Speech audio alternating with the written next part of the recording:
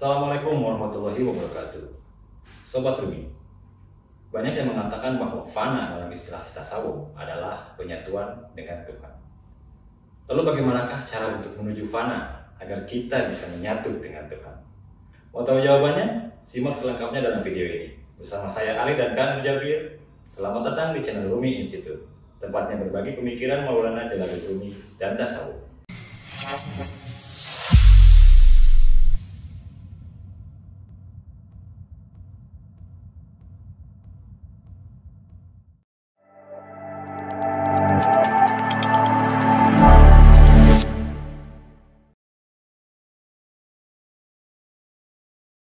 Nah, Kak Nur, di awal tadi disebutkan bahwa fana itu banyak yang mengatakan penyatuan dengan Tuhan. Nah, ini ada pertanyaan lagi nih dari sobat Gilang Sundoro di channel ini. Pertanyaannya seperti ini, mohon dibahas dong, bagaimana untuk bisa menuju fana atau menyatu dengan Tuhan? Apakah ini ada jalannya ataukah caranya gitu seperti itu untuk bisa menyatu dengan Tuhan gitu? Gimana? Nah, terima kasih pertanyaannya, pertanyaan yang berat karena fana ini adalah cita-cita semua para sufi. Jadi kalau orang banyak bercita-cita, cita-cita para sufi ini fana karena ya itulah dia bisa dianggap sebagai seorang pejalan sudah sampai kepada ilahi, yaitu fana. Makanya seperti tadi jelaskan, banyak orang mendefinisikan fana itu adalah menyatu ya dengan Tuhan.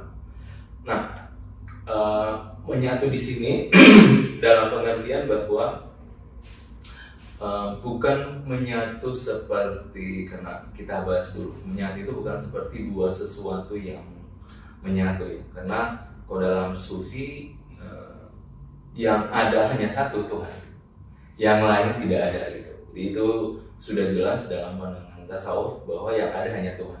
Yang lain ini semuanya adalah tajalli atau tajalli dari Asmaul Husna, nama-nama indah ilahi. Jadi penyatuan itu mungkin banyak orang yang salah menganggap ya seperti dua hal yang menyatu. Ini bukan dua hal menyatu, tapi sejak awal Tuhan merenggut eksistensi si pejalan gitu. Ini disebut dengan jadi ketika Tuhan benar-benar bertajalli ke dalam diri seseorang, Tuhan mengisi seluruh ruang yang ada pada hamba ini. Jadi Tuhan merenggut penglihatannya, pendengarannya, imajinasinya, hatinya, semua eksistensi dirinya. Nah, barulah pada saat itu dia akan mengalami satu bentuk fana gitu. Nah, oleh karena itu fana itu tidak mungkin terjadi ketika orang masih ada egonya, masih ada dirinya, dengkinya dan seterusnya. Karena semua itu adalah mengaku ya, dia mengakukan dirinya, aku. Jadi orang makanya Rumi misalnya dia hanya membagi dosa dan pahala itu hanya sederhananya dua sebenarnya di dunia ini, kata Rumi. Jadi dosa itu karena kejahilan, kebaikan itu karena pengetahuan, ma'rifat. Jadi kebaikan itu karena ma'rifat, dosa itu karena kejahilan. Jadi apapun bentuk dosa itu selalu bentuk kejahilan. Nah, kejahilan itu adalah dia tidak menyadari bahwa yang ada itu hanya ilahi gitu. Makanya para sufi itu semuanya menyederhanakan sesuatu kayak gitu. Jadi semuanya yang nggak usah ribet-ribet. Kalau dosa itu ya sampean jahil gitu. Kalau baik ya sampean lagi ma'rifat gitu. Jadi sederhananya seperti itu. Nah, jadi ketika seseorang mengalami satu bentuk fana, berarti dia sudah menjadi wadah agar dia menampung tajalli ilahi ke dalam dirinya, seperti itu. Artinya dia sudah kosong. Nah, kalau dia masih ada aku, Tuhan tidak mungkin bertajalli ke dalam dirinya. Nah, sehingga makanya itu yang saya maksud cita-cita para sufi ini, bagaimana dia benar-benar mengosongkan dirinya dari segala bentuk dualitas. Jadi segala bentuk kemusyrikan, di bahasa kerennya dualitas. Maksudnya mungkin misalnya saya selalu mencontohkan seperti ini untuk menggambarkan betapa sebenarnya kita masih terjerat dengan aku-aku yang boleh jadi kita tidak sadar. Saya begini, saya mau sholat gitu kan, saya mau sholat. Nah sebelumnya kan saya wudhu ya. Nah ketika saya wudhu itu setan sudah membisiki, wah kau luar biasa, yang lain belum sholat kau sudah sholat kan? Kau sudah siap-siap sholat. Nah itu kan sudah masuk ya, bisikan yang boleh jadi kalau saya mengiyakan saya jatuh ria. Nah kemudian boleh jadi saya menafikan itu, ini tidak ada yang urusan seperti itu. Boleh jadi saya kemudian masuk sholat. Mau sholat, kemudian dia berbisik lagi, wah luar biasa, yang lain belum sholat awal waktu, kau sudah awal waktu. Nah dia terus seperti itu. Bagaimana akunya ini muncul sehingga aku mengatakan, ya aku lebih ini dari yang lain belum ini. Nah boleh jadi saya menafikan lagi, dia masuk lagi, bisikan itu masuk lagi, kau luar biasa, yang lain belum ma'rifat sholatnya, kau sudah ma'rifat sholat. Seperti gitu, sehingga saya akan mengatakan ketika saya mengiyakan, wah sholat saya sudah ma'rifat, yang lain belum ma'rifat. Jadi itu sangat sulit. Bagaimana kita bisa terhindar dari aku seperti itu, mengakukan diri seperti itu. Jadi boleh jadi kita bisa terhindar dari aku yang sederhana, tapi aku yang batin itu mungkin sangat sulit. Nah, ketika semuanya memang sampai benar-benar kosong, tidak ada lagi aku, maka Tuhan akan bertajalli. Ketika Tuhan bertajalli, itulah fana. Itu fana. Nah, dia akan menyatu dengan Tuhan. Ketika di dalam diri seorang itu memang tidak ada lagi aku. Makanya ada kata Rumi, syair yang menarik. Kau mengatakan aku, Tuhan mengatakan aku.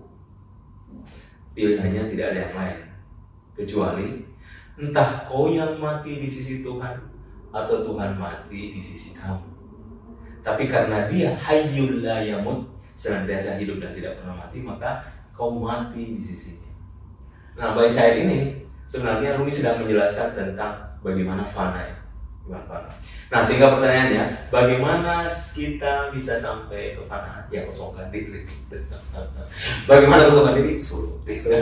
Tapi kalau misalkan seperti biasa ya, bukan seorang berjalan, bukan seorang sulit.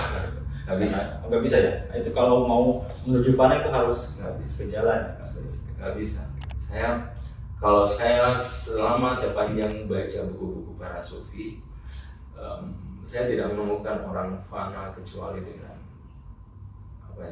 suluk ya, yang benar-benar fana. Karena ketika orang fana, alam batinnya akan terbuka.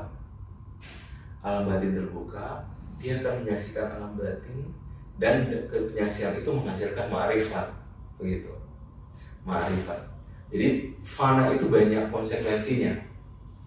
Nah, boleh jadi orang hanya mendefinisikan fana sederhana. Misalnya saya duduk, itu tidak ada sesuatu yang yang hadir gitu. Kemudian, nah mungkin ada dimensi psikologi yang dalam diri seolah-olah saya menyatu gitu. Tapi kalau misalkan seseorang yang menganggap apa yang seperti barusan kan duduk tiba-tiba itu bisa kalau misalkan seseorang mengklaim setelah itu, oh saya barusan fana nih, itu ya terserah ya. Kita nggak harus gitu. Tetapi saya mau mendefinisikan para sufi bagaimana mendefinisikan fana.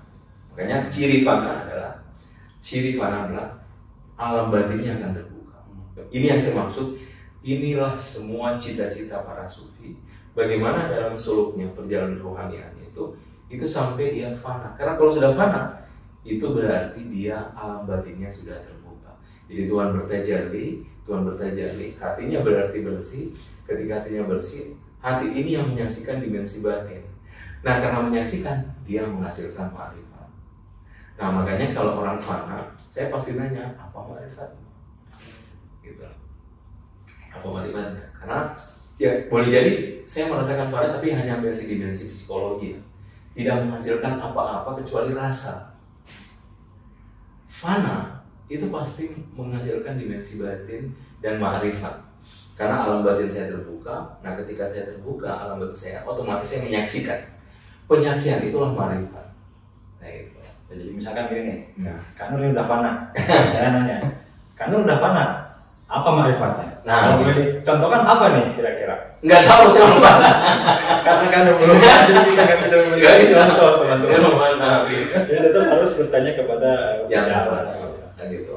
Makanya saya lebih bagus baca buku-buku para sufi yang memang itu yang dia tulis itu hasil marifat. Masnawi hasil fana, Ghazalnya Rumi hasil fana, kitab Fusul Hikam semua itu hasil fana. Itu adalah fana hasil kefanaan. Makanya kalau kita bicara 4 perjalanan rohani, di perjalanan ketiga itulah manusia akan diberikan kitab. Makanya tasawuf itu ujungnya marifat. Dan itu ditegaskan dalam Al-Quran, wa putra bakal saya dia akan yakin, sembahlah Tuhanmu hingga sampai pada makom yakin. Iya, seperti itu ternyata Sobat Rumi tentang Kak Gilang Sunur yang bertanya. Jadi fana itu harus berjalan gitu ya. Iya. So, kalau misalkan Sobat Rumi ingin merasakan fana, ya suluk gitu kan. Jadi berjalan berarti harus ada mursyid dong ya. Oke. Dan gantungkan cita-cita Sobat Rumi setinggi langit itu benar-benar setinggi langit gitu kan. Bukan cuma cita-cita mau jadi ini, mau jadi itu, tapi mau jadi fana gitu kan. Iya. Dan untuk mengetahui seseorang itu udah fana, kita baca aja dari kitab-kitabnya ya. Iya, maksudnya ya, itulah hasil ma'rifatnya. Itu hasil ma'rifatnya. Kalau misalkan Sobat Rumi udah baca nih Ghazalnya, kitab-kitabnya, tapi bingung juga, Sobat Rumi ikut aja kajian-kajian di Institut gitu ya. Kita adakan juga kajian online, biasanya ada juga setiap hari Minggu dalam sebulan sekali. Kita baca Ghazal ya, Iya. baca Ghazal Maulana Rumi di Sare Hotel. Informasi selalu kita update di media sosial kita gitu kan. Dan kalau misalkan ya mau nggak bisa nih jauh, bisa ikut kajian online gitu ya kan ya. Yeah. Kita ada kajian online atau masih belum juga bisa ada waktu, diskusi aja di kolom komentar. Gitu. Ya mungkin untuk video kali ini kami cukupkan sekian. Pertanyaan yang berat dan jawabannya juga wah sekali dari Kak Nur. Terima kasih Kak Nur untuk jawabannya. Terima kasih Kak Gilang Sundoro untuk pertanyaannya. Kami akhiri video kali ini. Jika Sobat Rumi suka dengan video ini, silahkan klik tombol like, subscribe juga, dan nyalakan lonceng notifikasinya untuk mendapatkan update informasi terbaru dari kami. Saya Ali dari Rumi Institute dan Kak Nur Jabir. Terima kasih. Wassalamualaikum warahmatullahi wabarakatuh. Waalaikumsalam.